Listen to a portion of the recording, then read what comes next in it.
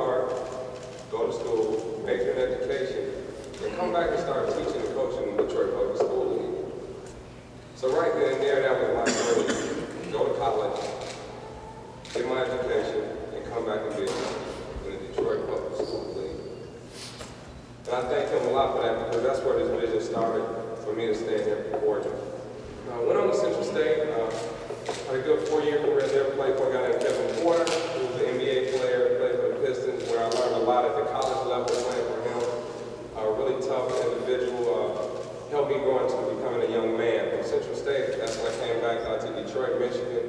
And a close friend of mine, Ron Farrell, asked me to help him take on the Central program. He was getting a head job, and that's going to be associate head coach and head junior varsity coach. So we, took over the program. We were able to win a state championship in year 2. Was able to coach Antonio Gates, who I see here, Dante Darwin, who's a grad of Eastern Michigan University, and he played here. So that's where my coaching career started. The Central program, then I took over Crockett, as I mentioned earlier, won a state championship there. Then I had an opportunity to go to Kent State University, and I thank Coach Jim Christian for giving me my opportunity at my first assistant college coach job. I learned a tremendous amount of basketball under him and direction. And then 2 years later, I had the opportunity to interview at Syracuse University, where I worked with Coach Bayheim. And worked with Coach Bayheim for 7 years. I can't thank him enough for giving me the opportunity, a young kid out of Detroit, to work extremely hard at the high school level and college level, but really had no high major experience at all. A friend of mine, Troy Weaver, a good friend of mine, got me an interview with him. I went there, and again, I was well prepared as Dr. Martin and the others spoke up here about me, because I knew that was my shot. I got in front of Coach Bayheim, and he gave me the opportunity. I was there 3 hours. He said, welcome to Syracuse. From there, I just worked extremely hard and continued to help him build the tradition and the history there. It gave me great responsibility. Laid a lot on my shoulders for recruiting, being in charge of our forward player development, game planning, scouting reports, and everything that I could do to get myself ready to become a head coach. He opened unbelievable doors where I was able to get into side USA basketball, where I watched him as an assistant with Coach K, along with Mike D'Antoni and Nate McMillan, coached the Redeem team. I was able to go into practice settings and meetings and kind of see how they were putting together this Redeem team to get USA basketball back, and also the World Championship. I had a chance to sit in on meetings on how they were putting that team together with Rondo and Derrick Rose and all these great players. So the minds I've been around from high school to this point here, the great basketball mind, so to speak, starting from Vanessa Jordan all the way to Jim Bayheim. I've learned a tremendous amount about life and teaching young men the important things they need to do in life, making correct decisions, graduating and how important academics were. Because I'll never forget being in Georgia told me, go to school and major in education and come back and teach in the Detroit public school system and become a head coach here. So that is still instilled in me the importance of academics. Now I'm here in Eastern Michigan with this great opportunity, and I believe I'm the perfect fit for this job. When it opened up, I didn't know if I had a chance to get the job, but I knew I wanted to become a candidate. So I emailed Dr. Derek Graham, sent him my resume, hoping to get a call, and I didn't hear anything for 2 or 3 or 4 days, and I can remember emailing him again. Said, I don't know what's going on. I haven't heard anything. Maybe you have your candidates, but I'm your guy. I won't let you down. Just give me a shot. He emailed me back. The search committee may be in touch with me. So I still didn't know if that was a guarantee. Then I got a call from Glenn Sugiyama and Dr. Mary Nobel. I was excited to get the call. I was already prepared. I just wanted to know when could I get an interview. But it still was a process. I got a call from Mike Malik with the from an interview, and he said it was at 7:30 a.m. on Saturday. So I said, are they just squeezing me in just to say the interview? Because at 7:30 a.m. in my first meetings with the president, I was a little worried. Okay, but I flew into town and Mike picked me up, and I was able to get settled in and get everything prepared. And when I met with Dr. Martin, you expect it, you're nervous. At least I was. I didn't know what to expect. I talked to Coach Bayheim the night before. I asked him a lot of questions, and he said, you have to be yourself. You have to go in and sell what you can bring to the Eastern Michigan program.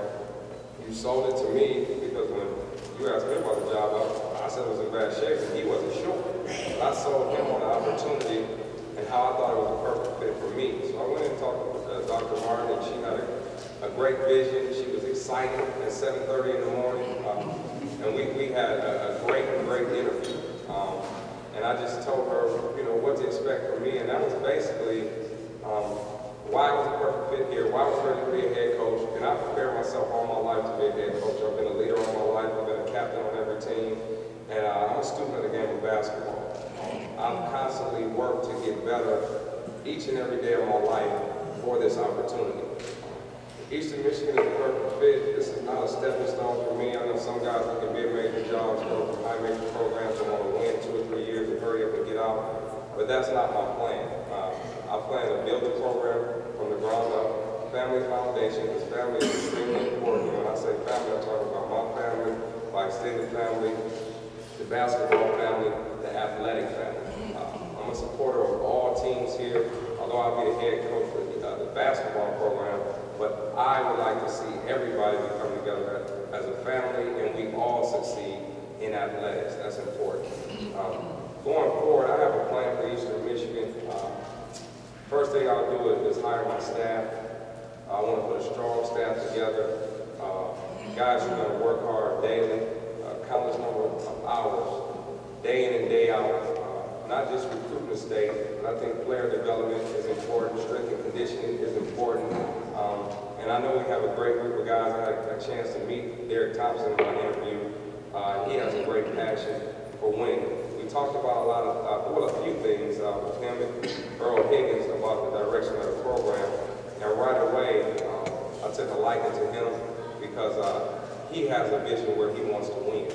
He's going to put the hard work and dedication in. He told me we had a great group of guys. I haven't met any of them yet outside of Derek, but I'm looking forward to sitting down with each and every individual to see how we can improve them in every aspect of life and with their athletics.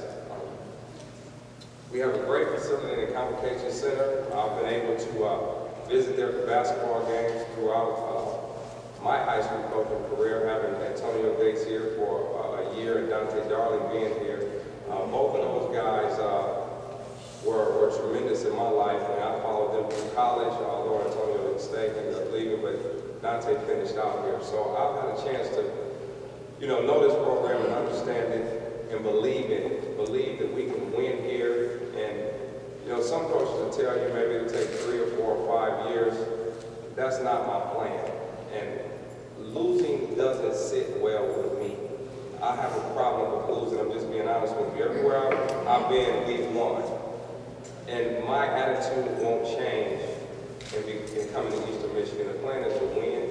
The plan is to win as soon as we can. But at the same time, doing it the right way, making sure that student athletes graduate, the APR and academics are in order, and I want to continue to have the focus on each and every athlete that comes here, plays basketball, leaves with a degree. That's really important. I think connecting the past with the future is important. You see Derek Coleman here, and I appreciate him and his support in being here today. The mayor and Dave Meade, I know I have his support, but Derek Coleman made me realize at Syracuse how important it was to connect the past with the future.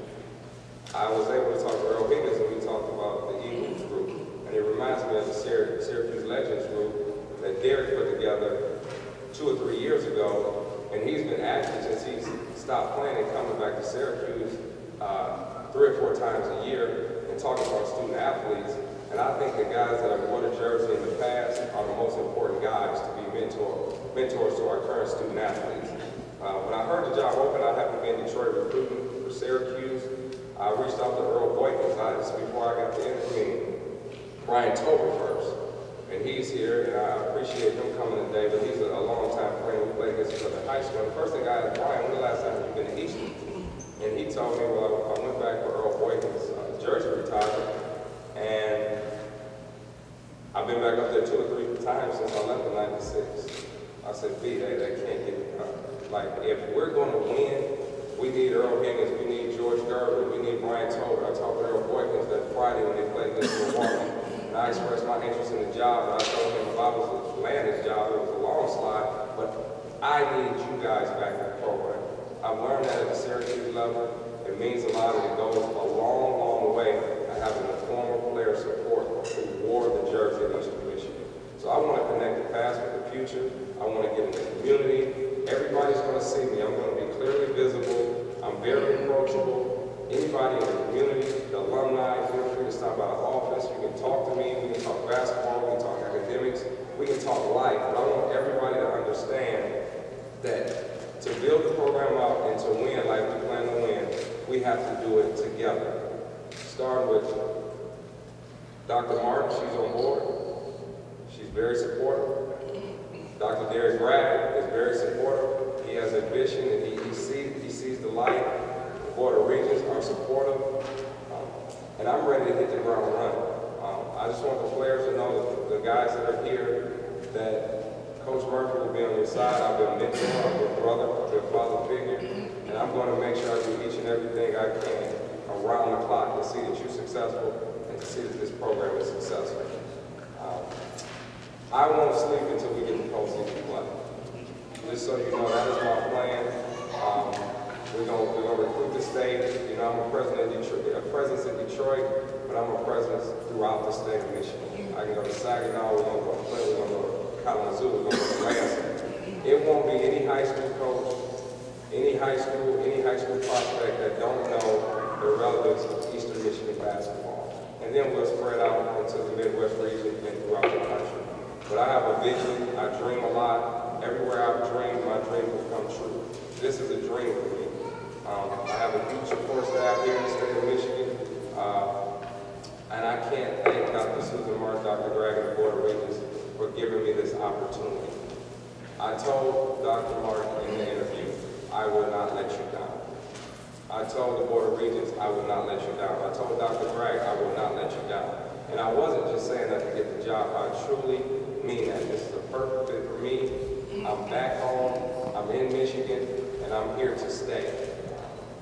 And in closing, again, I thank everybody. I see, friends around the crowd, a long-time, lifelong friend, Rob Murray. Terrence Roberts played at Syracuse. He's back living in the Michigan area, but he's a great forward that I was able to coach there. My family here, my auntie Gloria, Lily, Torn, and no one's more important than my wife, Tanisha Murphy. But when this first came about, I didn't know, going back home was wrong. You can be selfish as a wife, and she knows the job at hand. Becoming a head coach when I worked extremely hard at Syracuse. But not only that, you have friends and family who will be tugging at you, pulling at you, and we don't have enough hours in a day. But she told me to pursue my dream. She was going to support it 100%. And without her, trust me, I wouldn't be standing here without her blessings to even go for the job.